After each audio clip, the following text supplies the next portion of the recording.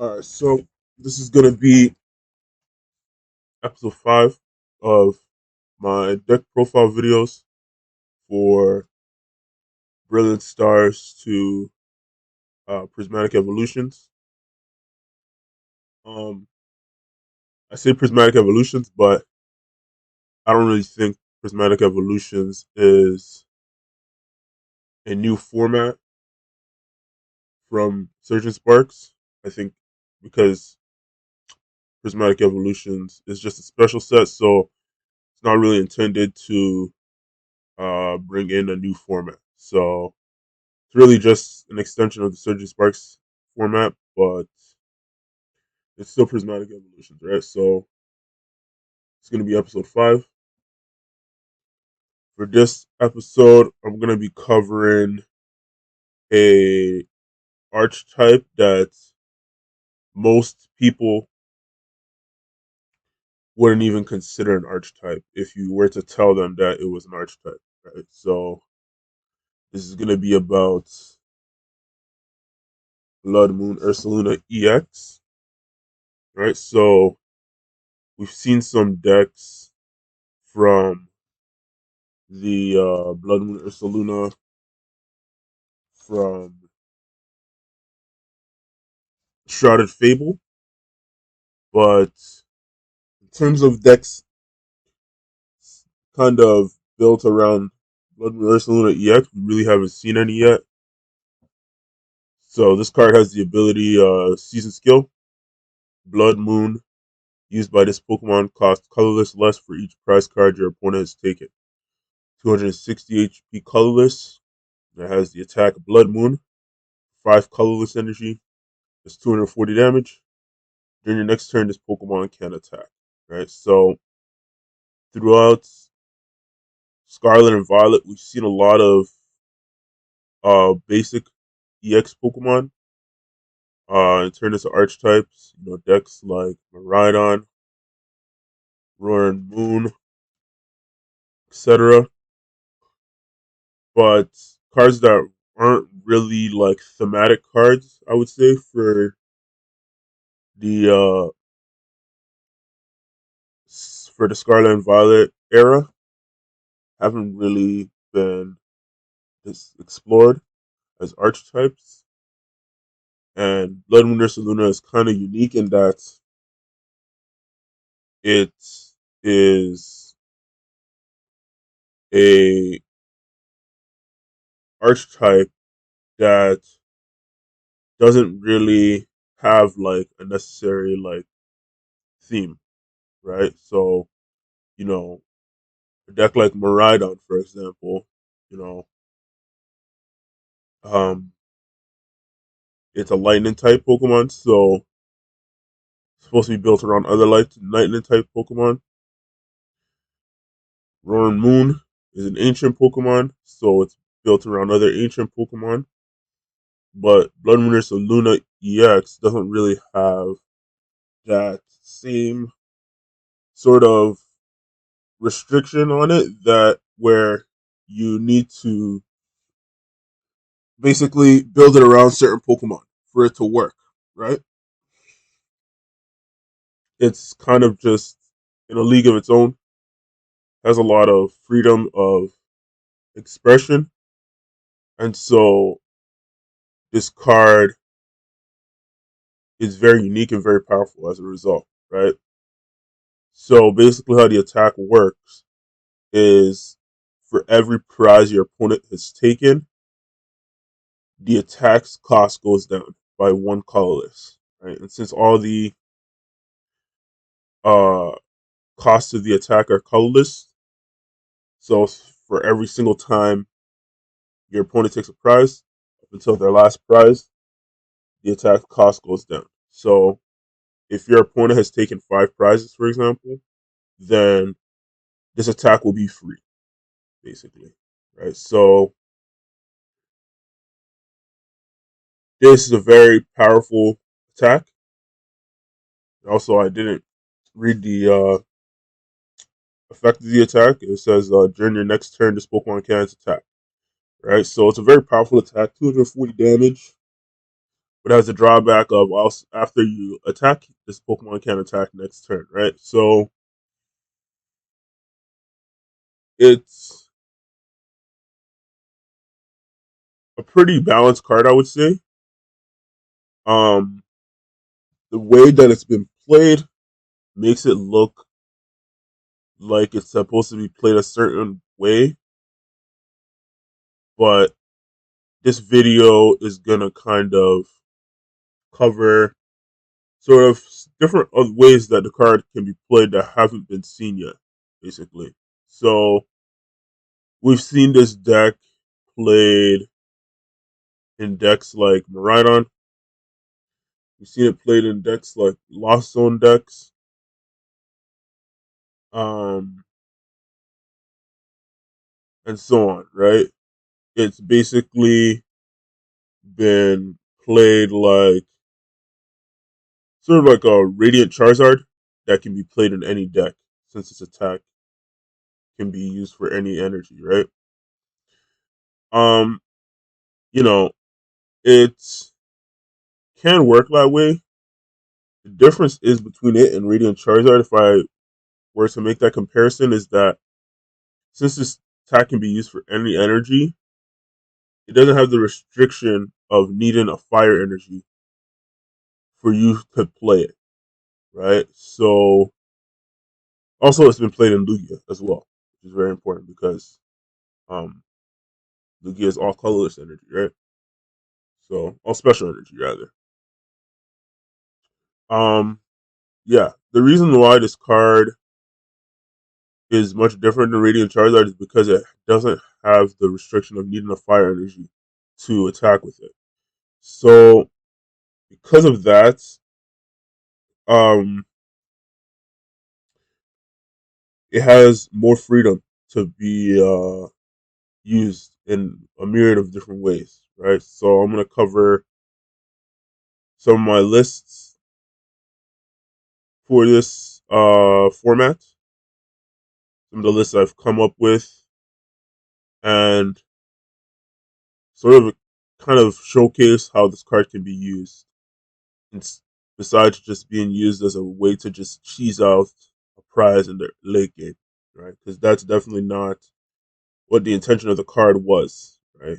Or else the attack would probably just cost probably it would probably have way higher restriction on it, like oh this card can only attack when your opponent has two prizes or something like that, right? So just something to keep in mind, right? So the first list I'm gonna cover, I call it Ursaluna Control. The reason why I call it that is because I'm arguing that Ursaluna, Blood Moon Ursaluna EX, is intended to be a control card, played in control decks, basically. Now, when you hear control in Pokemon trading card game, all of these ideas of decks that get cards banned or decks that people don't like or decks that don't attack come up, right? I don't want to mention any. Honestly, I don't want to give them any. I don't want to give them any credit because these decks are very historically just not liked in the Pokemon trading card game, and so I don't need to give any examples because it's just better that we forget them anyways. But yeah. So the idea of control generally in the trading card game is setting up board states where basically your opponent can't play the game, right? And so, for example, we have like in this format, we have the Snorlax decks where they trap a Pokemon in the active, and then the Pokemon can attack, right? So that's what we get. That's what we kind of imagine when we think of control in the Pokemon trading card game, and that's not necessarily what Pokemon was trying to create when they tried to create control, right? Um, they were trying to basically borrow from other card games attacks that have the ability. have very powerful effects, but the drawback is generally that they can't do damage, right? So you have a lot of cards like that in games like Magic the Gathering and Yu-Gi-Oh, etc. Right? And so these deck cards were not intended to be able to set up board states where your opponent can't play the game, and they weren't even supposed to be successful in that regard either, right? If you've been watching my videos, then you've been hearing me talk about how these formats are not unplayable. And if you've been reading sort of some of the short descriptions I've been given for the decks, um, you've got the idea that I don't believe that these formats are unsolvable, and that these formats have a lot more exploration to go through. And so that's kind of my angle when it comes to making deck profiles and playing the game in general. And so when we see all these decks that get very um fluctuating results, to say the least, because sometimes they can just destroy events, sometimes they don't even make day two, right? But they're still on people's radars. you know People get upset, they're like, wow, this deck is so powerful, oh my gosh, I have to watch out for it, whatever, right? And I'm here to argue that those decks should not have ever been successful if we've really taken the format seriously, right? Like in this format, in the Brilliant Stars to Surgeon Sparks format, we have decks like Snorlax Stall getting onto the meta charts, right? Decks that don't even attack, right? And so I don't want to rant too much on that, but you know, Pokemon isn't stupid. They put fail safes into the game to prevent that from happening, right?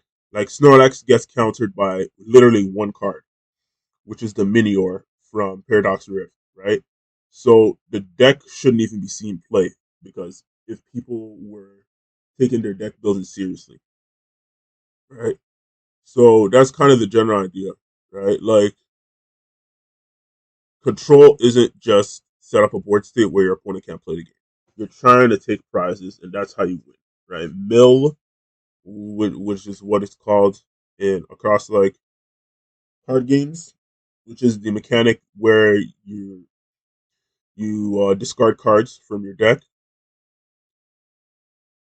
isn't supposed to be a strategy that you take throughout a tournament to win, right? That's just a result of formats that just don't get um enough coverage, basically. So I'm here to put a new spin on Blood Moon Ursaluna. I mean on Control, and maybe this will be a mini series in this series of deck profiles for this format. But nonetheless, I'm going to start with Blood Moon Ursaluna EX because this card is really good, and it's got sort of got the Pikachu EX treatment in that people did not get the idea of what they were supposed to do with it at all, and they just did whatever with it. And because of that, now its identity is completely ruined, right? So this is Ursaluna Control. This is like one of the first Ursaluna lists that I came up with in Surgeon Sparks. Um, so right off the bat, like this is completely unfamiliar to probably 99% of the Pokemon trading card game community. Um, so I'm gonna try to explain kind of where I'm trying to come from with this, right? So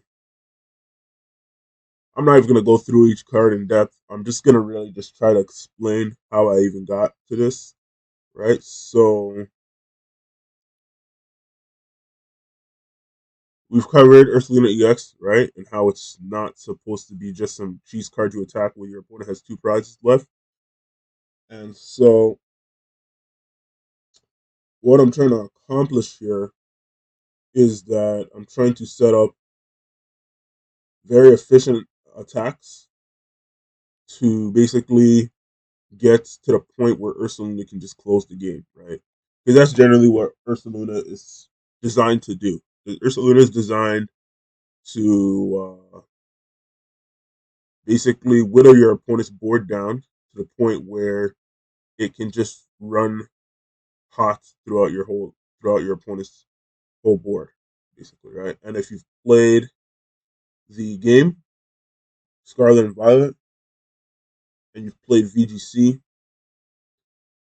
you're familiar with this strategy basically. With Ursaluna basically just design basically just um coming in after you set up something like Trick Room, for example, and just being unstoppable basically, right? Using attacks like Hyper Voice, Blood Moon, which can attack um even ghost types, the normal type attack that can attack ghost types because of Blood Moon Ursaluna's ability.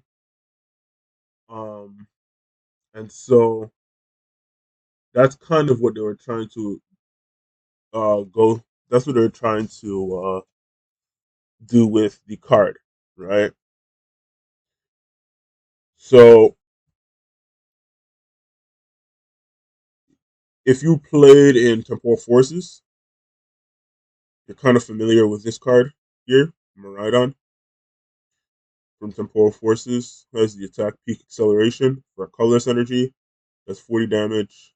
Search your deck for up to 2 basic energy cards and attach them to your future Pokemon in any way you like. Then shuffle your deck.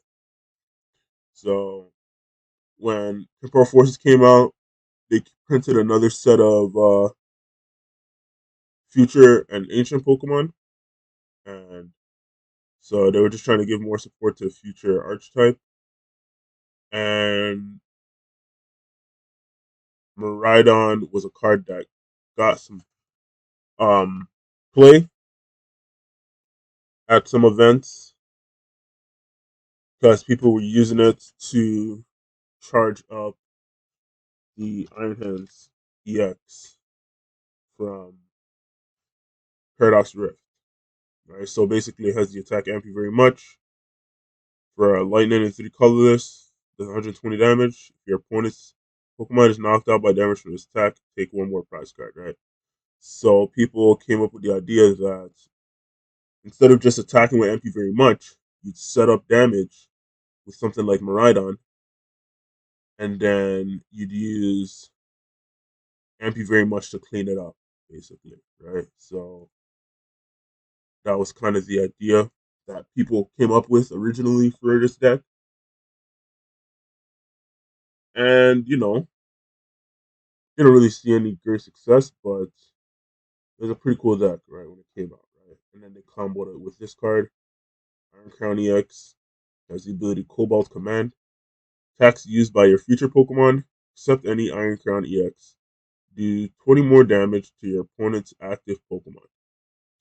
So basically, and this ability stacks, right? Because it doesn't say you can only apply one Cobalt Command um, at a time, right? So if you place down 2 of these onto your bench or just anywhere on the board, well, it has to be on your bench so you can attack with something else. But if you put 2 of these down, then your future Pokemon would do 40 more damage, basically. Right. So now this attack, peak acceleration would do 80 damage. Right. And then MP very much would be doing 160 damage.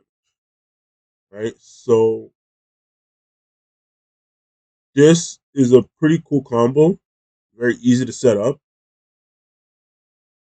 Only issue is that, it's energy acceleration, right? Like you don't have very effective energy acceleration, so once the Iron Hands goes down, it's gonna be very hard to set it back up. Right? So that's kind of why this deck fell off. It was just a very inefficient deck, right? So it's just supposed to win very quickly, or else you just lose, right? So that's kind of why the deck fell off. It just had bad comeback potential. and it was very linear, right? Um, so that's the idea that they came up with for future Pokemon, and I actually think it's pretty cool. I actually tested a lot with it, and it was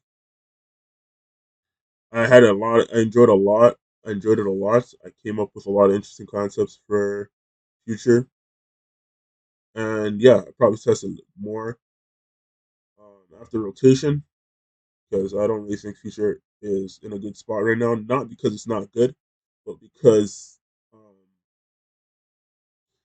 there's just too much degenerate stuff for future alone to just be able to take over, right? So yeah, future is just on the back burner for now, but it's definitely gonna make a comeback for sure.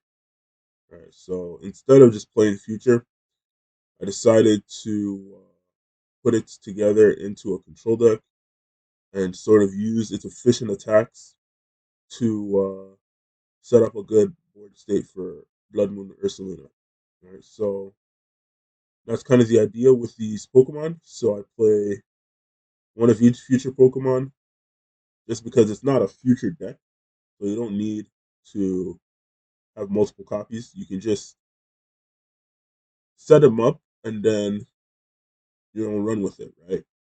And if you're familiar with control decks, you know that control decks don't stack on multiple types of a Pokemon, right? If it's a traditional control deck, it's supposed to be just able to do a lot of things, and you don't want to have multiple copies of cards because it gets very clunky, and because control decks are historically in card games very versatile.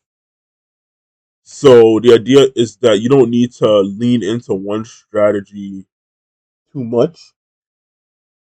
One, because your deck's overall power level will go down, and two, because it makes the control deck much more easy to counter.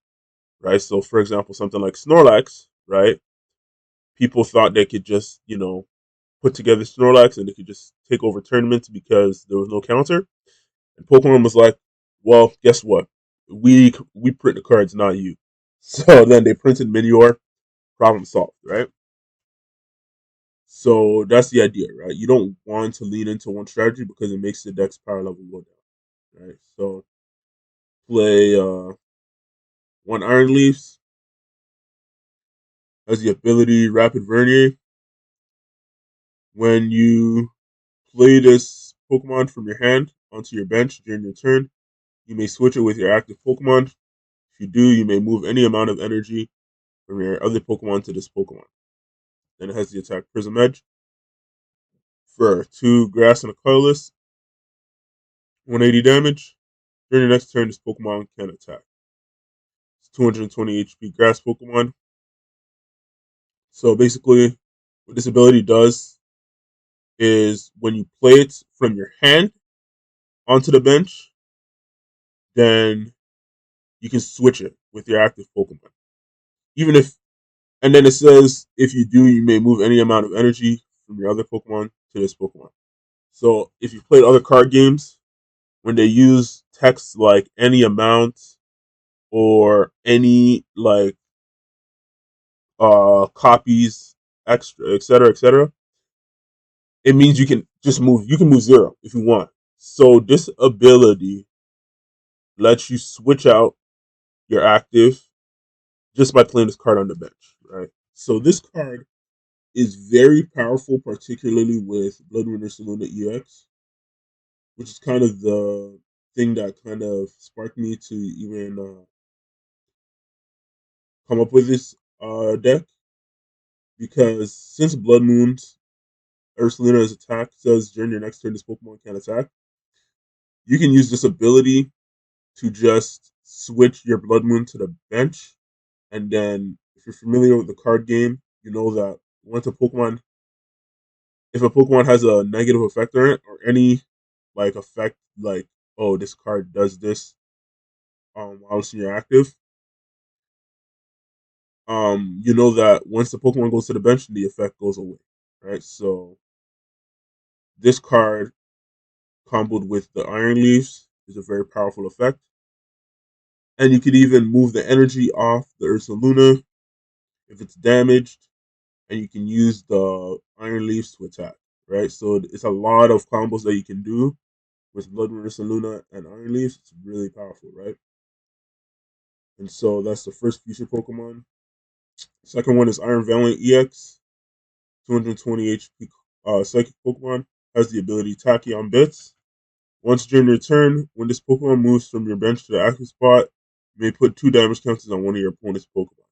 Right? So if this Pokemon is on the bench and it gets moved to the active spot on your turn, then you can use its ability and you can put 2 damage counters on one of your opponent's Pokemon. So damage counters is different from damage. If you're not familiar with the card game, because basically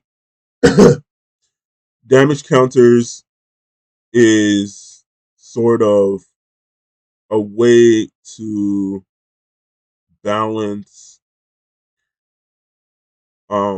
effects that prevent damage, basically, or effects that reduce damage, right? So it's their way of basically getting over like um, cards that may have effects that reduce damage by a lot, right? So if you play something like Magic the Gathering, right, you have cards that have the effect of flying, right? That can get over, that can attack the player, even though the player may have creatures on their bench or creatures on their board, right?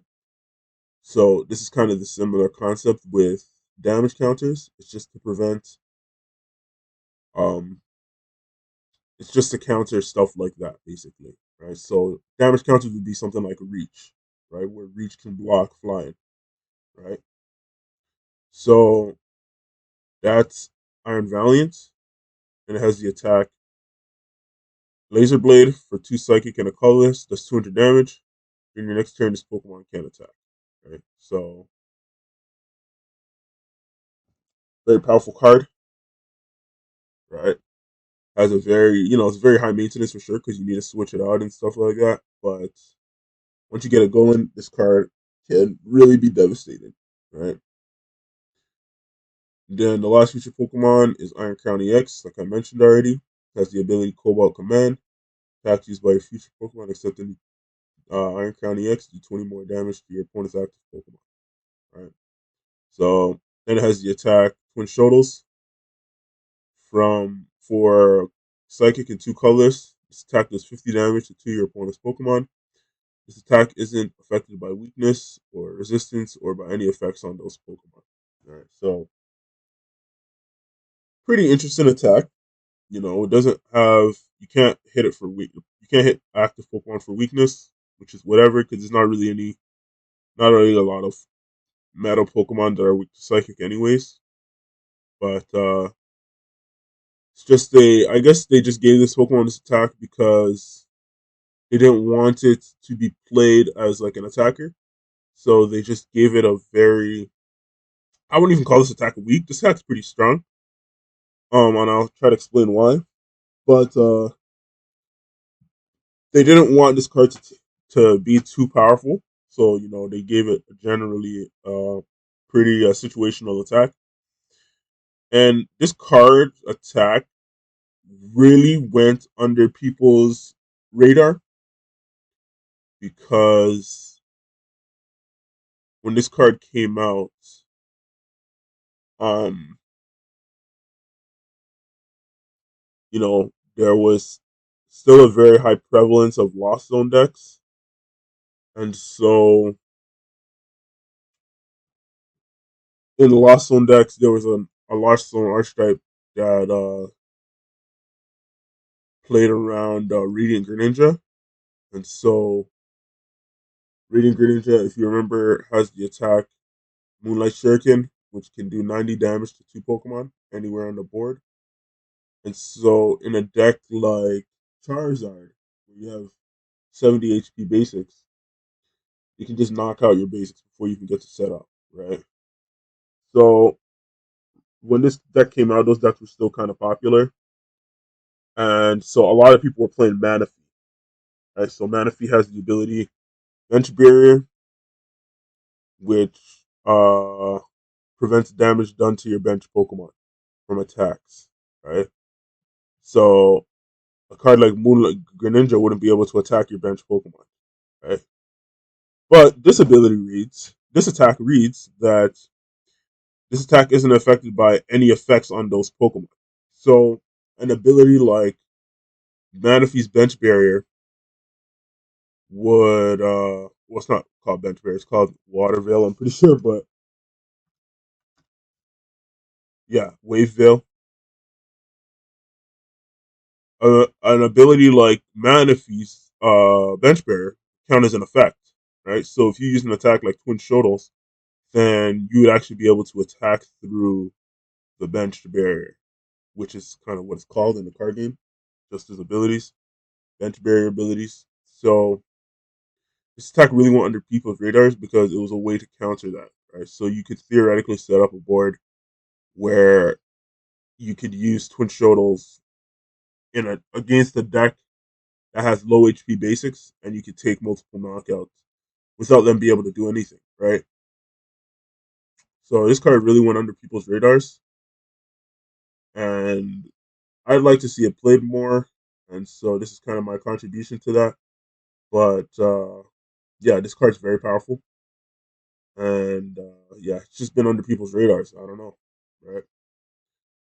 So this is those are the future Pokemon for this deck, and the future Pokemon are basically trying to act like control cards, basically, right? In the sense that you only play a few copies of them, and they're just meant to cover a lot of stuff, right? So, for example, Iron Leaves hits for 180, and Charizard EX is weak to grass, and it has 330 HP. So 180 times 2 is 360. So you can one shot a Charizard with the Iron Leaves, right? Iron Valiant does 200 plus Tachyon Bits if you wanted to target an active Pokemon, does 220 plus Iron Crown, it's 240, right? And then plus 40 damage, for example, from Peak Acceleration is 280, right? So this card has deceptively high amounts of damage um, because of all the damage modifiers that you can attach to it, right? So this card, it's a very notoriously powerful control deck because your opponent has to think a lot of steps ahead to prevent this deck from doing what it does, basically, right? So that's why this is more like a control deck instead of like something like a just like a turbo deck, right? Which is what this deck would probably be called if it wasn't being played this way, right? So for the rest of the cards, we've got Radiant Alakazam has the ability Painful Spoons. Once your turn, you may move up to 2 damage counters from one of your opponent's Pokemon to another one of their Pokemon. All right, so kind of a wordy ability, but basically what it reads is that if there's a Pokemon on your opponent's board that's damaged, you can move up to 2 damage counters from it to another Pokemon, another one of your opponent's Pokemon. Right. So basically, effectively, you can do 20 more damage than you would have to another Pokemon. Right. So pretty powerful ability. Right. That's why it's a Radiant Pokemon. It has the attack Mind Ruler for Psychic and Colorless. It's 20x. Attack is 20 more damage, 20 damage for each card in your opponent's hand. All right, so it's not an attack you're generally going to be using, but if your opponent wants, if your opponent's playing a deck like Rage and Bolt, for example, that gets very high hand sizes very quickly, then you can punish them by using this Pokemon's attack, right? and since it's a radiant Pokemon, it only gives up one prize when you knock it out. So pretty good attacker in some situations, but you're generally just using it for its ability. Right? So then we play Squawkabilly EX. His ability Squawk and Seize. Once during your first turn, you may discard your hand and draw 6 cards. You can't use more than one Squawk and Seize ability during your turn. Alright, so then has the attack Motivate. For a colorless, does 20 damage. Attach up to 2 basic energy cards from your discard pile to one of your bench Pokemon. So in this deck attack actually matters. Generally, you're not going to be using Squawkabilly EX for its attack. But in a deck like this that doesn't really have a lot of energy acceleration and is also a control deck, Squawkabilly EX's attack can actually come in handy because, for example, if you open it or if you open something that you don't want to attack with, you can switch it into this thing and you can use Motivate to start setting up your attackers, such as Iron Valley EX and Blood Moon Ursaluna EX, right? And since it gives up 2 prizes, attacking with this thing is very powerful with Ursaluna because if you put 2 energy onto it and then Squawkabilly gets knocked out, then all you gotta do is just attack 1 energy and then you can attack with Blood Moon. Right? So very powerful combos that you can do with it with Blood Moon Ursaluna EX. Alright, so then we got Luminion V. Got the ability to Luminous Sign. When you play this Pokemon from your hand onto your bench during your turn, you may search your deck for a support card, reveal it, and put it into your hand. Then shuffle your deck. Alright, so it just gets you a supporter card once you play from your hand. and so generally in control decks, um, should probably explain this after I was done explain the rest of the cards, but in control decks, the idea is that you're not going to be setting up a traditional board, basically. So most decks usually they just have a direction that they want to set their board up in, and so your goal is basically just to do that as quickly as possible, right? But in control decks, it's very much different in that your board is gonna differ depending on what you're playing against, right? So having a card like Luminion in your deck is very good because your board state doesn't really matter. So you don't really have to worry about, oh gosh, I'm gonna have a Luminion V on my bench and it's gonna take up spots for like other cards. No. Luminion's board Luminion will play its part basically in this deck, and you won't have to worry about, oh, I have to get rid of it off my bench or something like that, right? So then I play TMS Ogrepon EX, 210 HP grass Pokemon, has the ability Till Dance. Once during your turn, you may attach a basic grass energy card from your hand to this Pokemon. If you attach an energy to a Pokemon this way, draw a card. As the attack Mirrored Leaf Shower, 3 grass energy, does 30 plus. Attack does 30 more damage for each energy card attached to this both active Pokemon. So the idea with this card is that for a couple reasons, right? First reason is that basically this attack can set up very quickly. So you can attack very quickly with this deck, right? With this card, right? You can just use its ability to attach a grass, and then you can use your manual attachment for the turn, right? And so this card just basically serves as a way to another way to attack in the deck if all else fails, basically. Right. So the attacks in this deck are very hard to set up, and you only play one Miraidon. So, for example, if this card gets prized, you're not going to be attacking with Iron Leaves or with Iron Valley. Right. So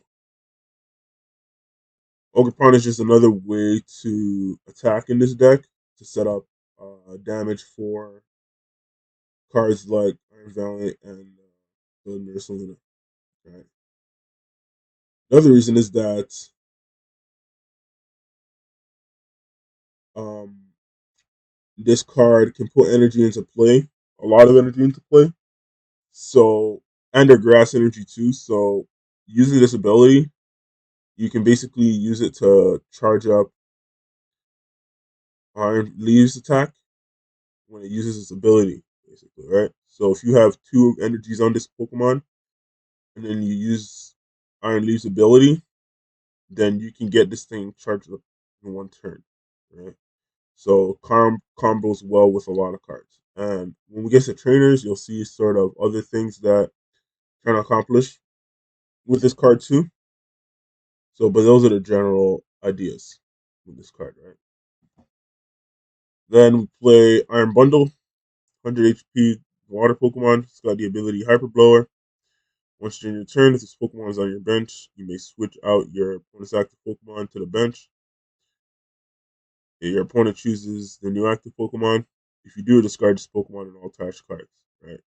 So we're just using this card for the ability.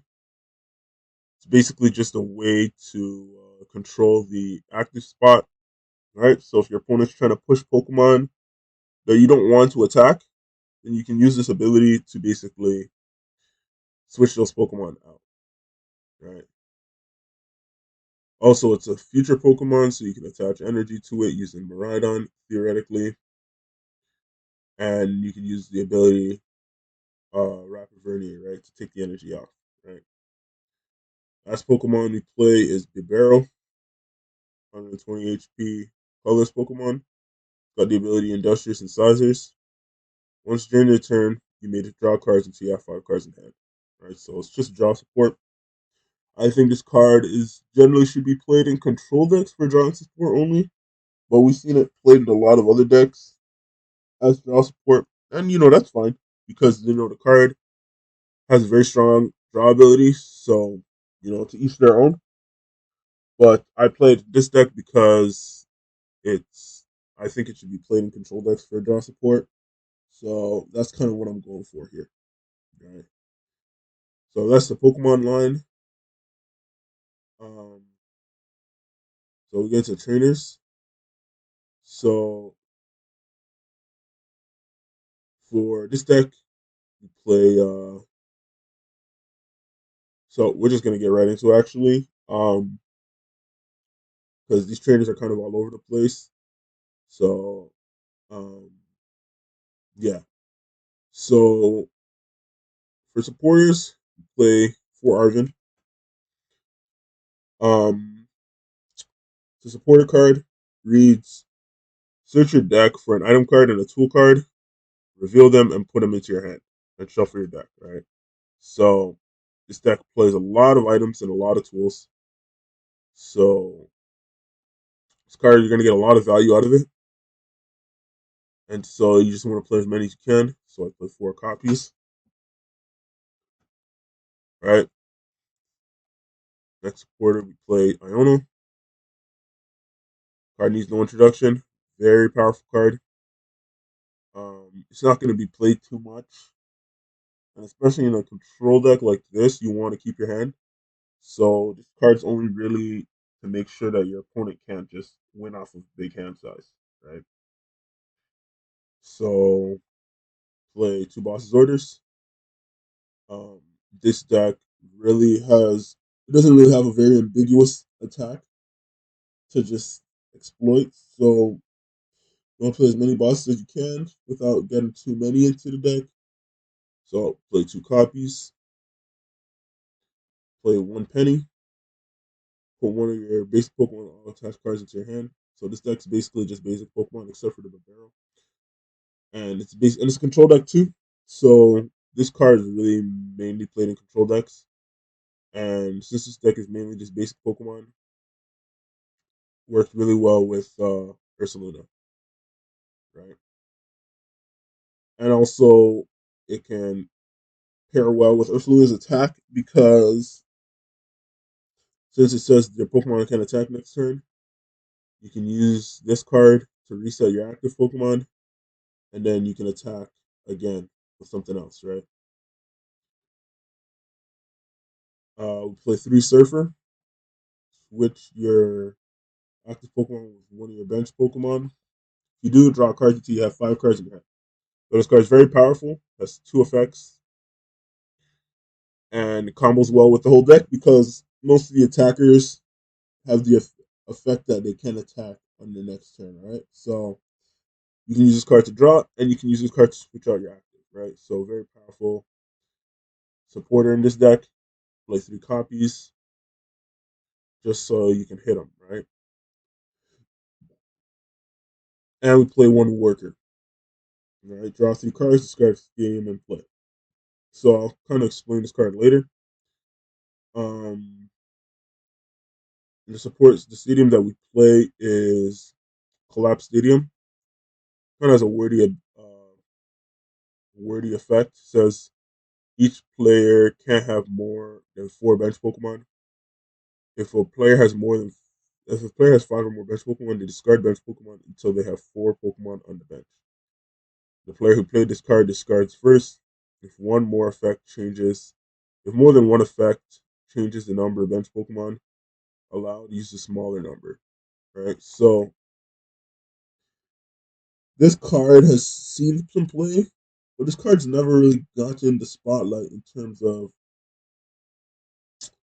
uh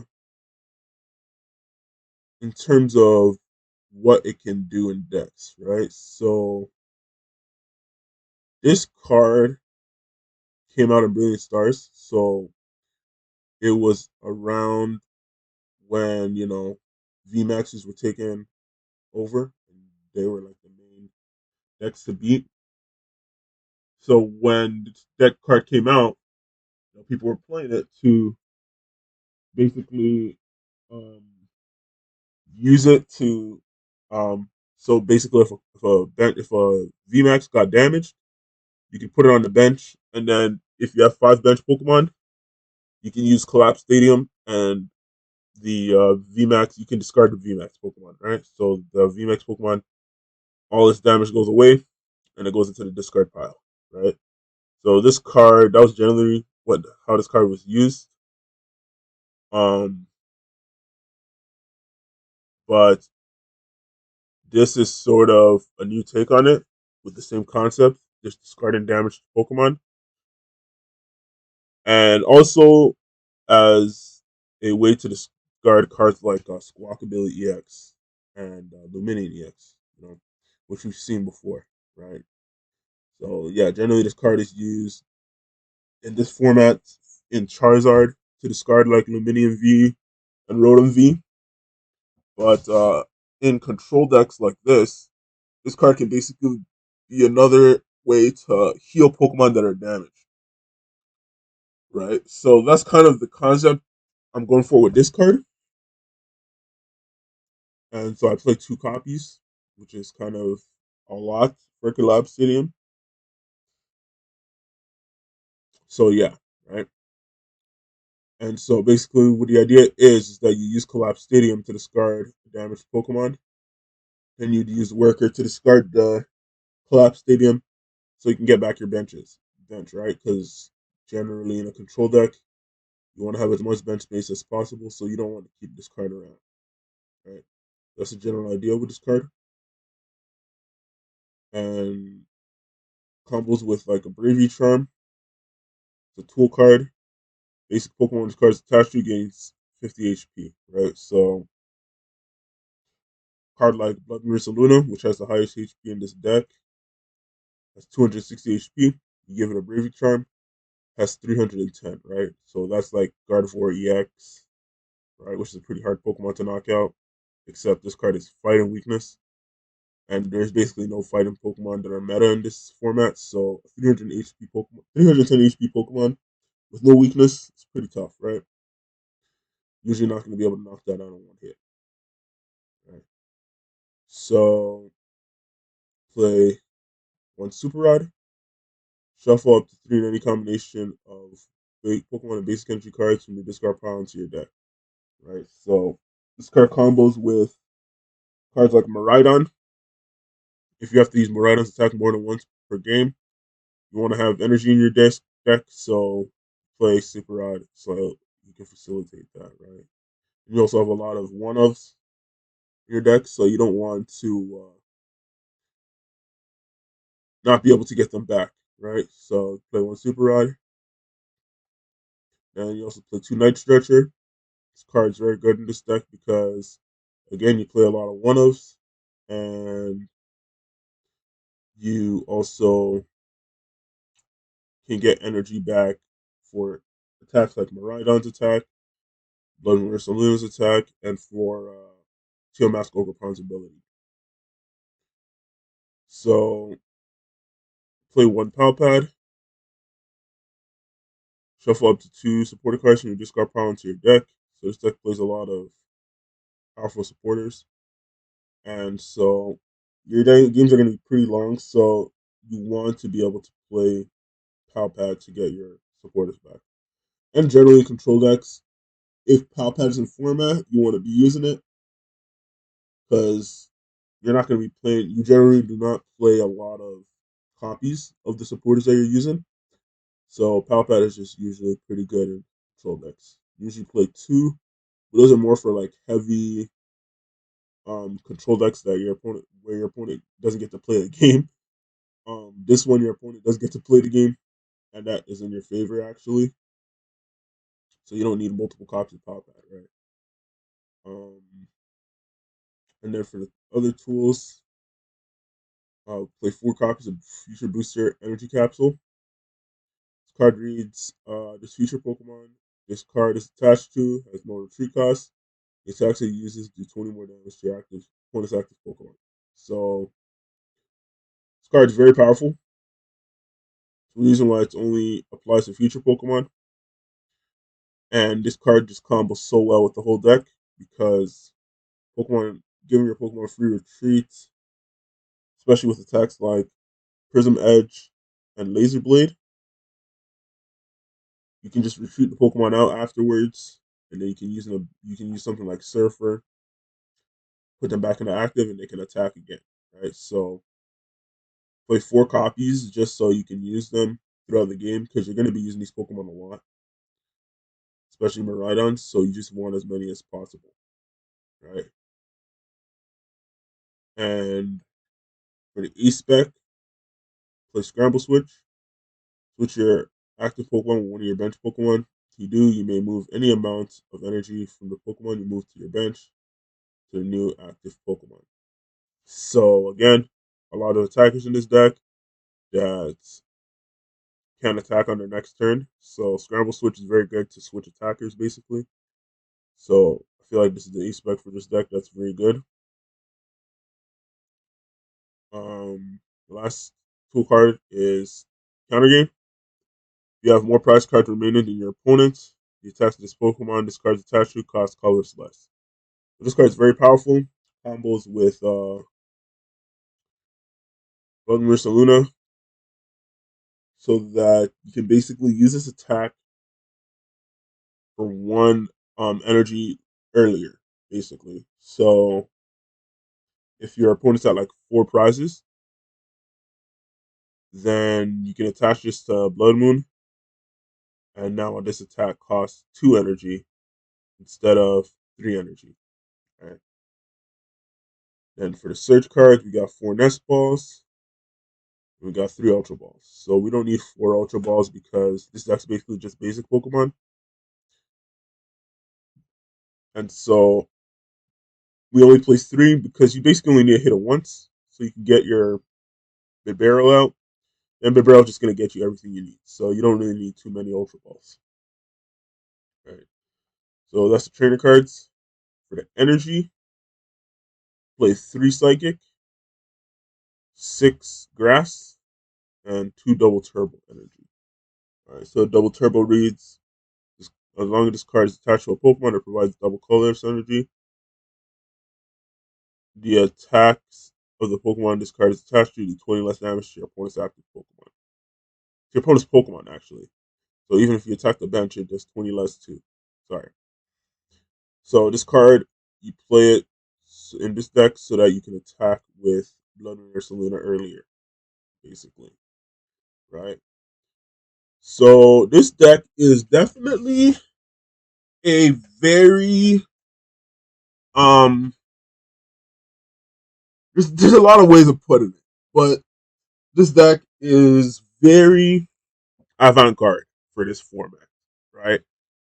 You're not gonna see a deck like this in this format. Like people, I mean, since Twilight Masquerade, there's literally been no movement of this format at all, right? So it's like a deck like this in this format is definitely out of left field, right? And surprise factor is always good in a game of Pokemon. So even though this deck isn't really on people's radars, it hasn't doesn't really have a lot of play in terms of testing.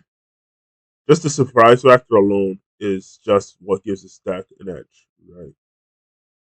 So that's kind of why I like it. Um, and I also just like the future cards in general. I like how they're designed. I like the way your opponent has to really think ahead to prevent you from taking over a game with them. So I like that aspect as well. So I feel like these cards are really cool, especially in the control deck too, right? Um, and so yeah, this deck I've definitely given a lot of time to, and so just to give a summary, Blood Moon Ursaluna EX is trying to be designed based off of Blood Moon Ursaluna in the game, where you're trying to whittle your opponent's board down so that Blood Moon Ursaluna can come in and do the rest, basically. So it's very high HP. Damage attack does a lot of damage, and it's a very hard attack to set up. So you want other Pokemon behind it in front of it rather, to set up for it to do the rest, basically. So that's Blood Moon Ursaluna in a nutshell. Um, I said I was gonna cover two other decks, but this video has gone on a long time, so I'm probably gonna just put those in another video. But I just wanted to make this video particularly to just cover um control and put in a different light, because I feel like people control really has a bad name in Pokemon, and so to kind of come up with a control list that actually lets your opponent play the game really puts a new spin on control, and it really helps with people who want to play control deck build better, so that people don't hate them. So that's Ursaluna, and I'll probably come up with uh, other two lists in another video. So that's all for this video, and thank you for listening, and I'll see you in the next video.